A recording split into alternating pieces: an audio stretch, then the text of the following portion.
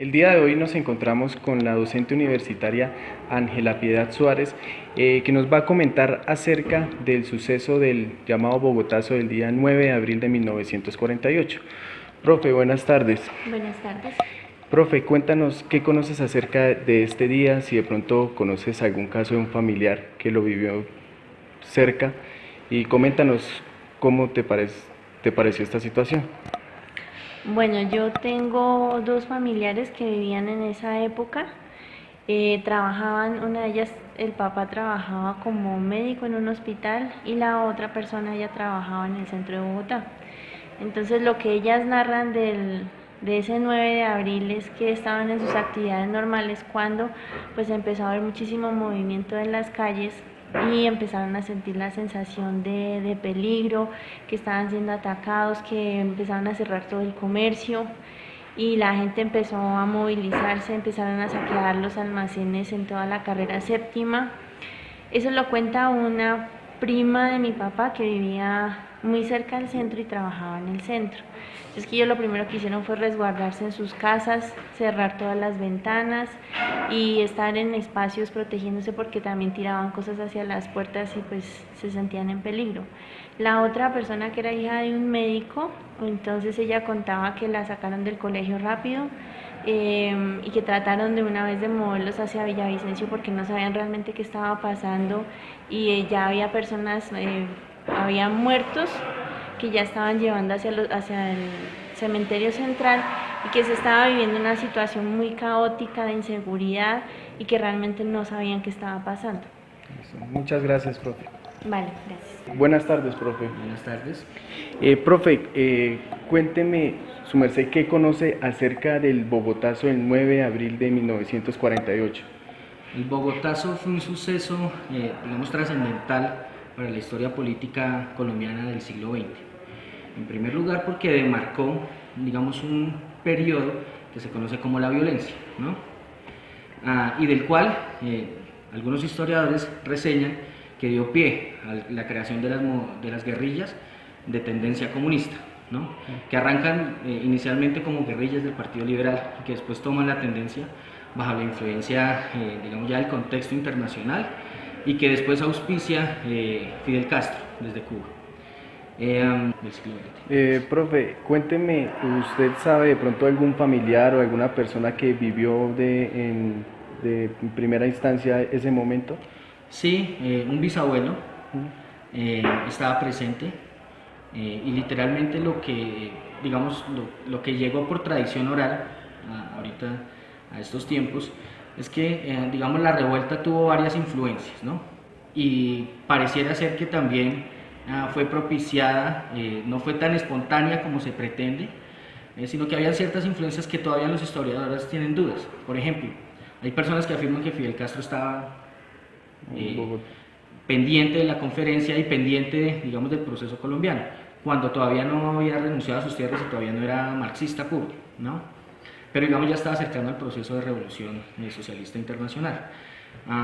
Entonces sí se ve espontánea, es lo que la prensa, digamos, lo que primero registra, pero los historiadores que de alguna manera se han dedicado a estudiar el tema ven que no fue tan espontáneo y que parece ser que fue un asesinato premeditado, no fue un tema, simplemente un lío de faldas como se quiso hacer ver en primera instancia. ¿Y la experiencia como tal? No, pues fue la violencia y el caos total, digamos que esa es la imagen general, y sobre todo desbordada en el centro de la ciudad, que literalmente lo destruyó. Incluso se tienen, digamos, anécdotas de cómo digamos, a ciertas familias muy puntuales, tradicionales y que tenían como un poder político representativo, pues también fueron quemadas y fueron objeto, digamos, de violencia, incluso algunas las quemaron. Gracias, profe. Bueno, muchas gracias.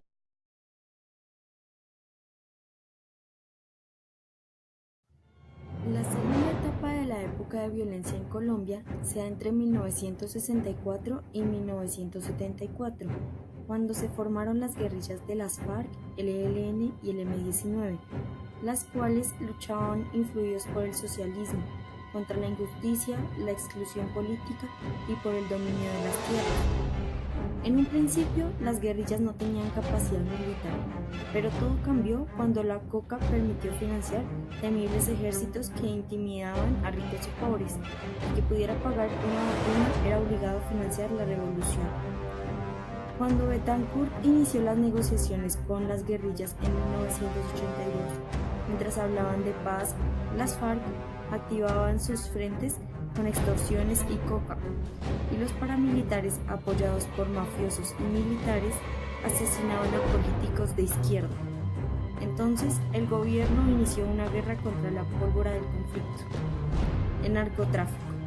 La respuesta del cartel de Medellín fue amedrentar a la población con bombas, asesinatos y secuestro.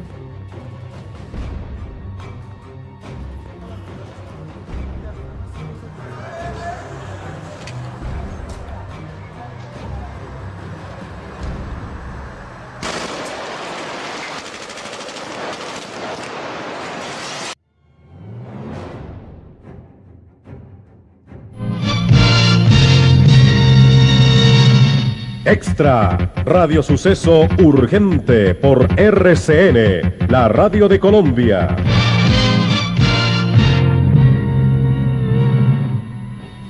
Atención, mucha atención, se acaba de presentar un atentado contra el periodista Guillermo Cano, director del diario El Espectador. El atentado ocurrió cerca a este diario cuando él se dirigía hacia su casa de habitación después de haber cumplido con sus labores del día. 4 impactos recibió.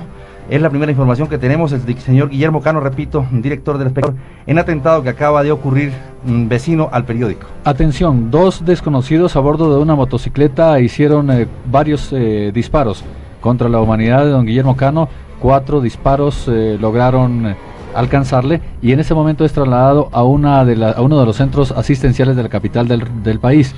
Reiteramos, 2 desconocidos a bordo de una motocicleta esperaban a don Guillermo Cano a la salida del periódico y dispararon varias ráfagas contra el conocido periodista.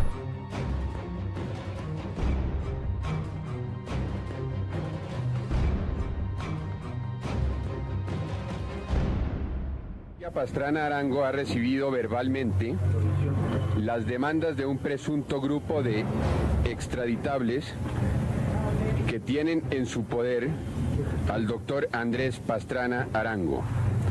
Tales demandas, como aún no han sido planteadas en documento escrito, requieren precisiones que se espera serán hechas próximamente. El 25 de enero de 1988 se da el asesinato del Procurador General de la Nación, Carlos Mauro Hoyos. Pablo Escobar lo mandó matar por traición. Escobar lo había sobornado para que como procurador se opusiera a la extradición. El 18 de enero de 1986 se da la masacre de La Rochela, realizada por paramilitares en contra de 15 funcionarios judiciales que estaban investigando esta zona ubicada en Santander. Hubo participación de paramilitares, narcotraficantes, del cartel de Medellín y miembros del ejército.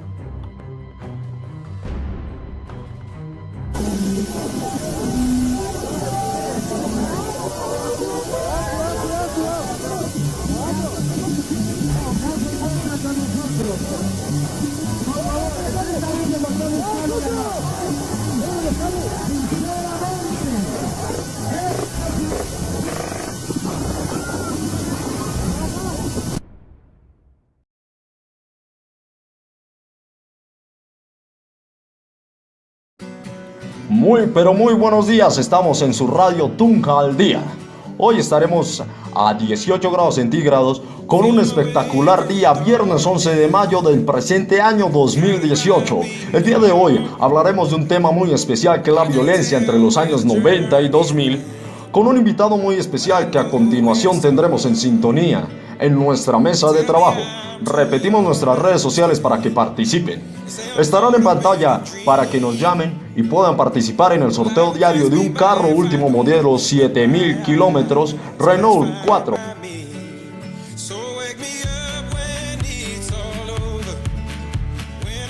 Continuamos en sintonía 11.2 FM, claro que sí. El día de hoy estamos con Andrés Páez, un político colombiano que estuvo en esta época, egresado de la Universidad de Harvard, politólogo, especialista en la Universidad Santo Tomás en Relaciones Internacionales de la ciudad de Tunja. Vamos a continuar con el tema que anteriormente habíamos hablado en nuestra emisora, en nuestro programa de recorrido por la historia con nuestra corresponsal Ángela Galvis. Para esto tenemos al doctor Andrés. Doctor Andrés, qué placer tenerlo en esta mesa. Cuéntenos acerca de cómo se vivió en esa época de tanta violencia que nos dejó marcados y señalados como terroristas a nivel internacional en toda Colombia.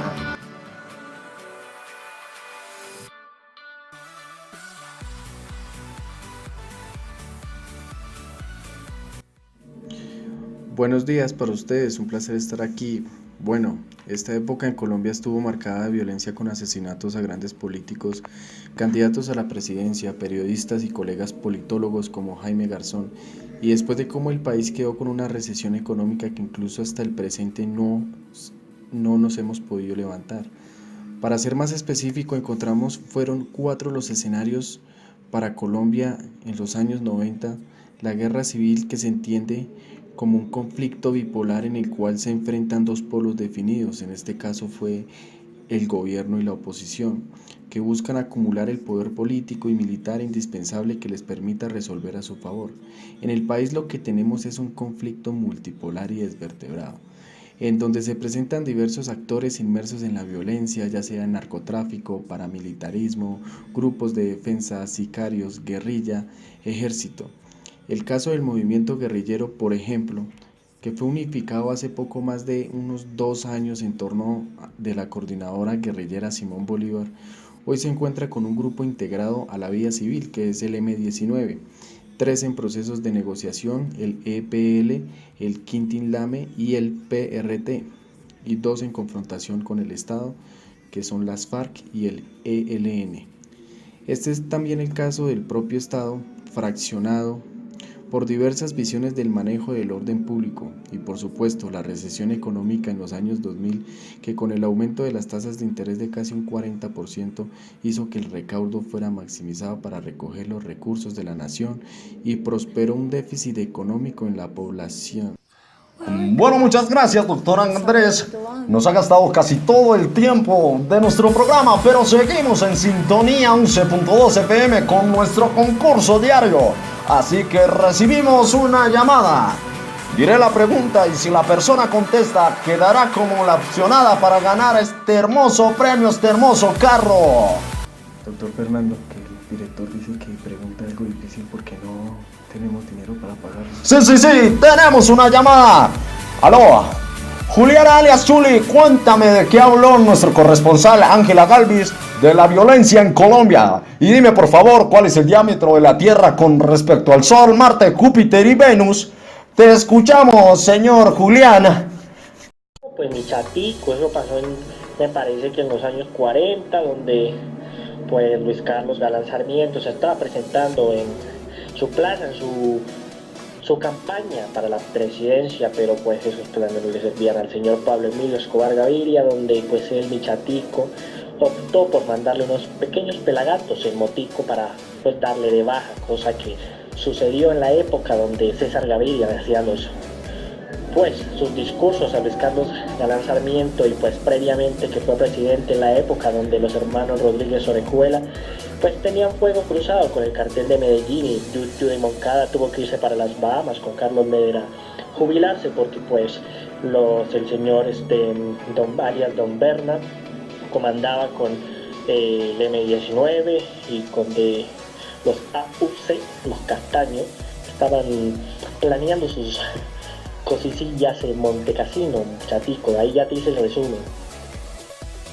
Bueno, pues sí señor, está muy bien, sin embargo nosotros lo llamaremos, no nos llame tranquilo y no mande a nadie por favor.